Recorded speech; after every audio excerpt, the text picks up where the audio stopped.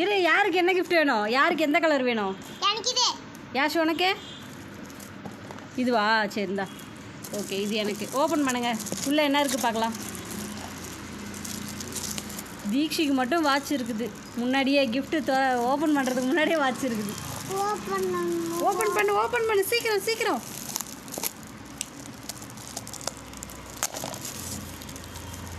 Sticker ஆட்டிருக்குடா.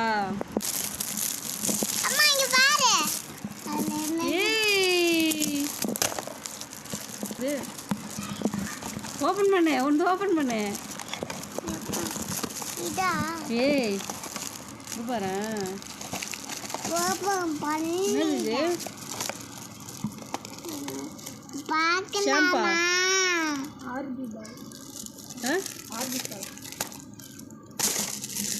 என்னது orbit Bala? அப்படின்னா